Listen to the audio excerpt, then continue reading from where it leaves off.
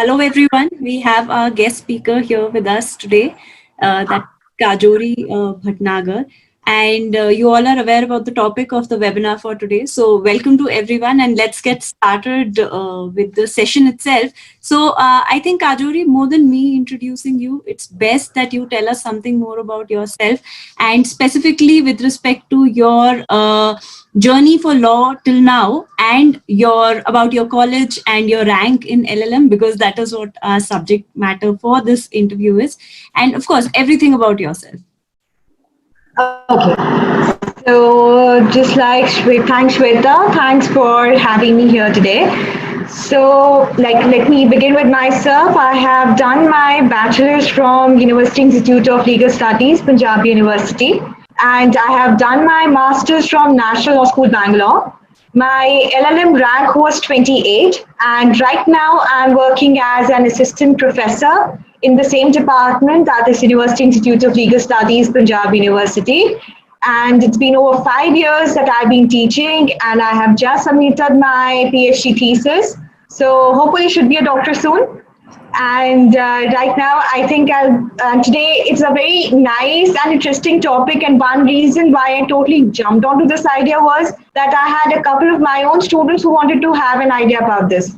They used to keep, I teach final year, I teach IT law to final year. So they themselves had an interest as to how should they go about this exam and what is their purpose, why should they go about it, and what is the main thing why people do CLAT. Right. Now, right. Okay. A lot of us are aware about the undergraduate CLAT, but we have very little information on postgraduate CLAT.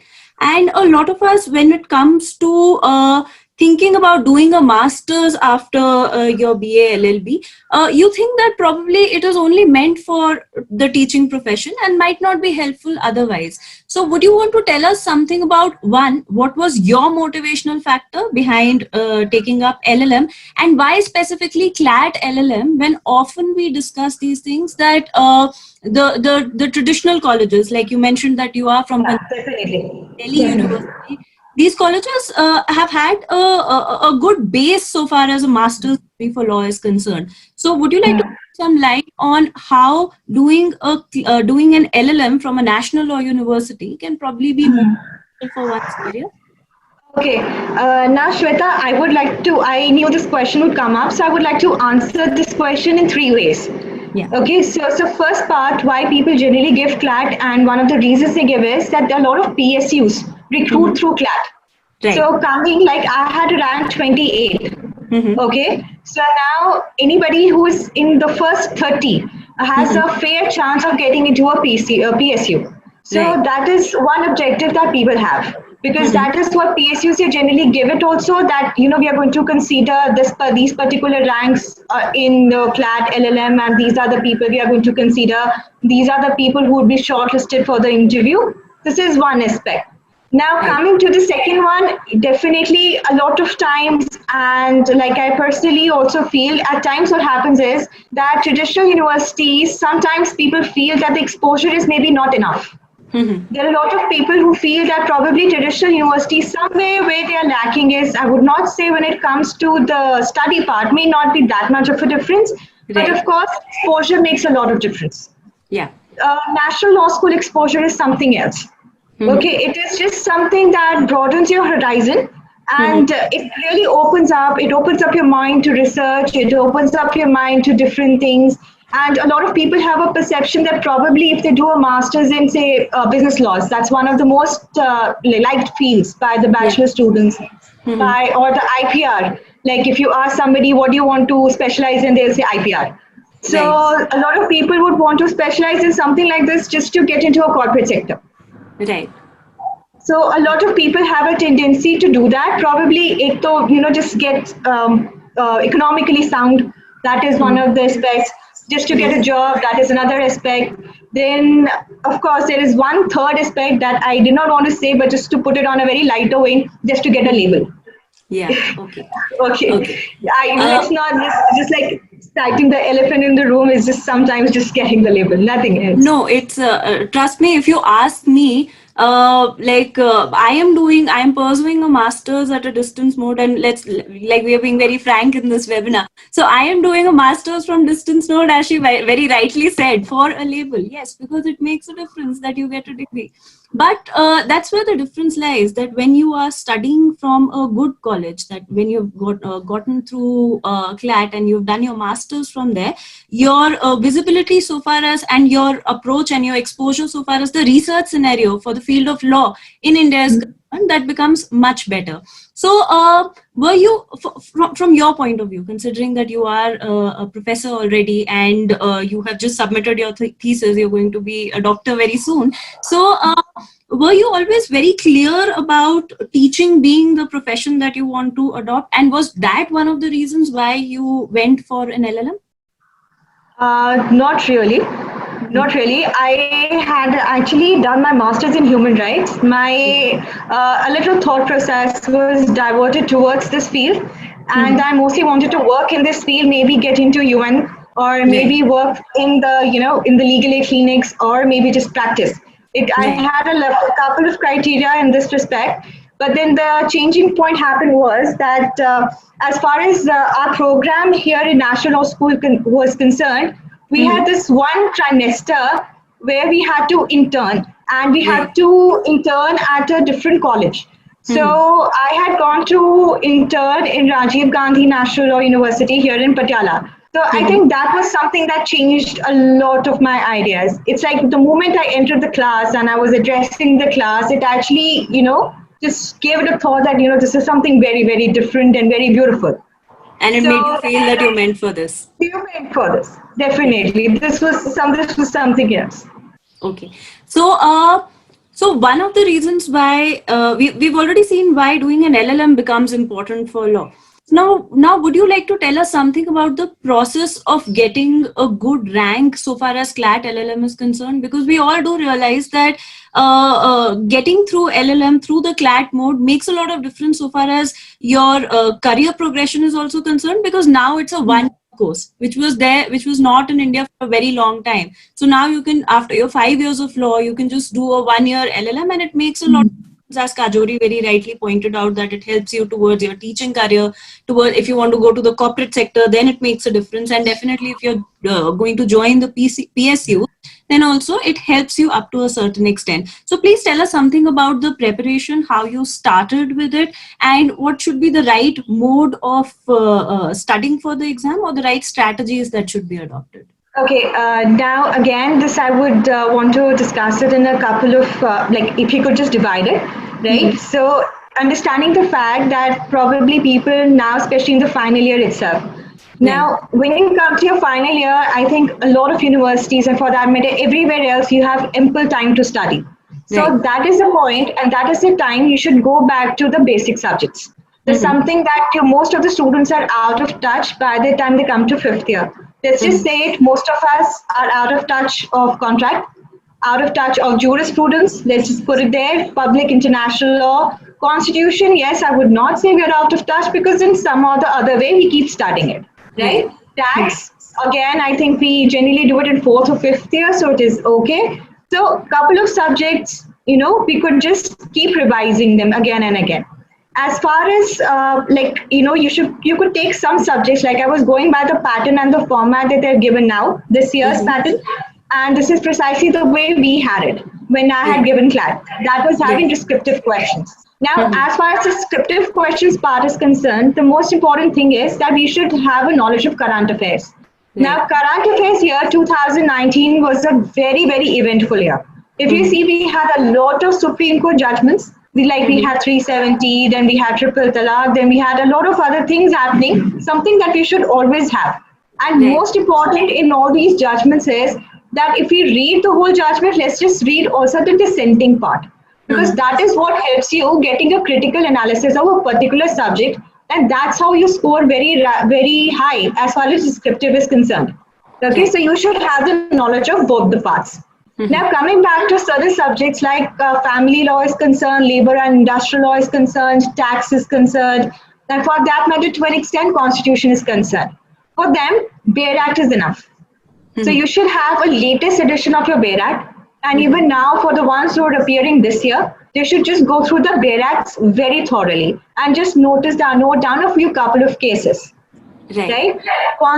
Yeah, right. You were saying No, no, something. please. No. I Okay, was, okay, okay. I have a line of questions I'll be asking them, and a lot of our audiences started raising their hands. So we'll time Okay, okay, okay. but your inputs are the most important. So please. Okay.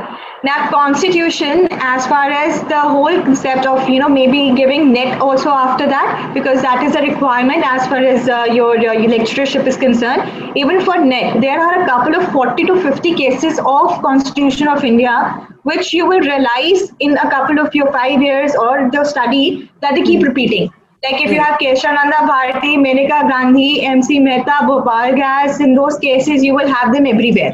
So Right. that's very important that you keep, just have a knowledge or write it somewhere, keep it with yourself and keep revising.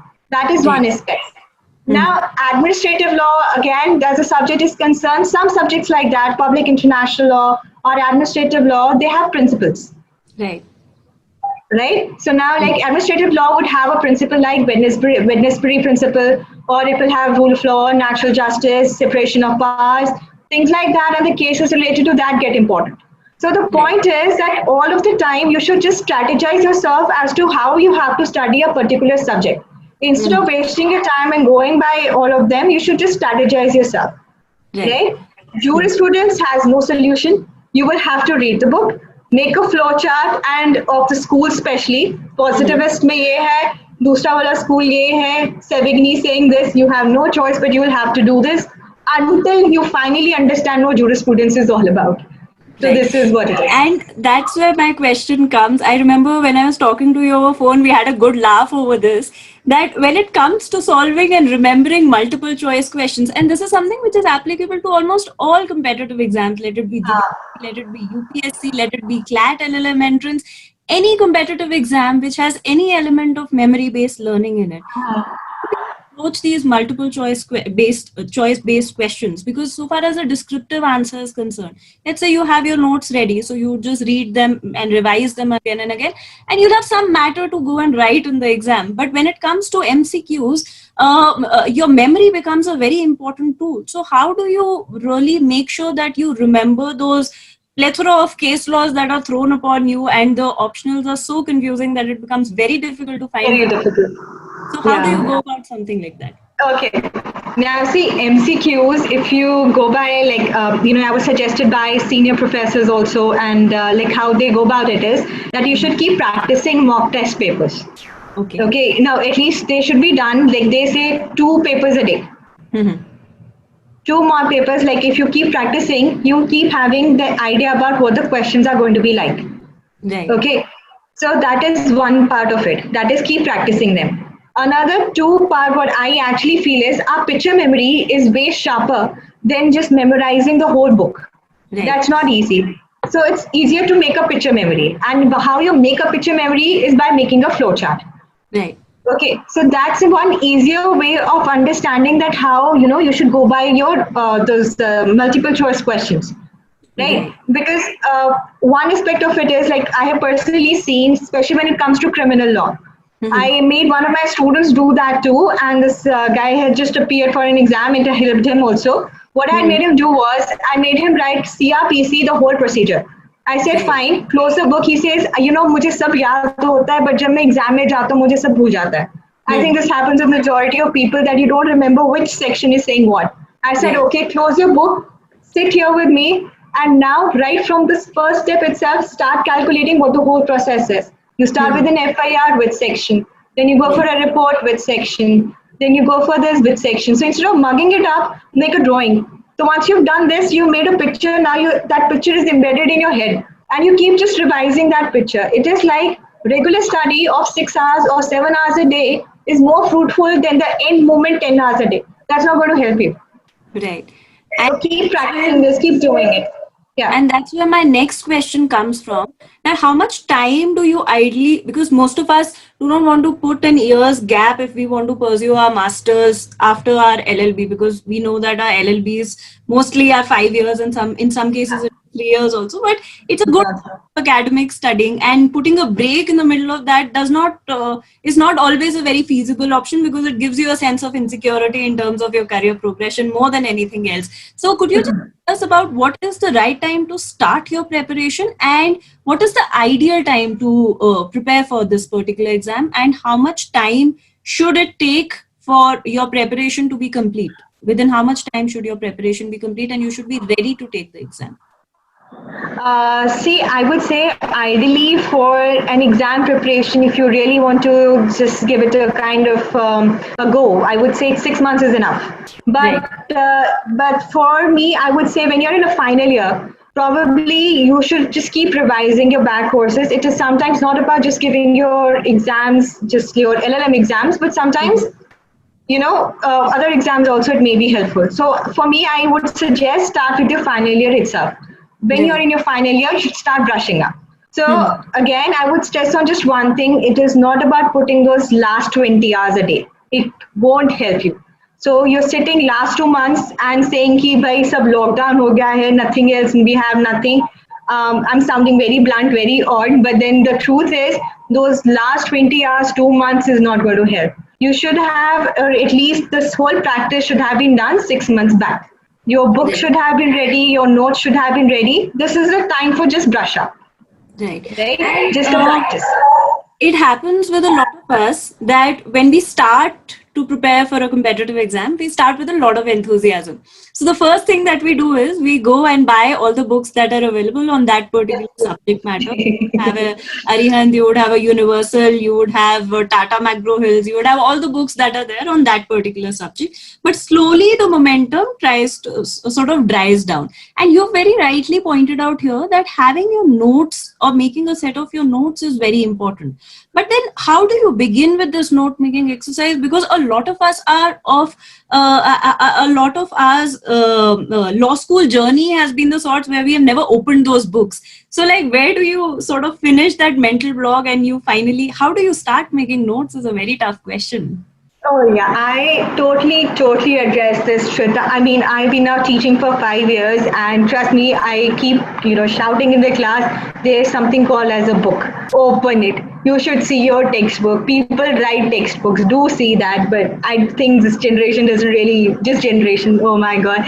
So I mean, the young students themselves don't really follow the idea of books. So the thing here is that if not the books, at least the bare acts. Right. Okay. If not the textbooks, just take the bare acts and just keep doing from that only. Like at least for criminal law, I can suggest your CRPC, IPC evidence is related.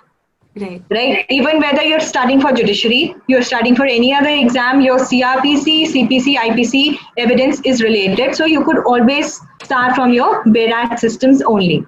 Okay.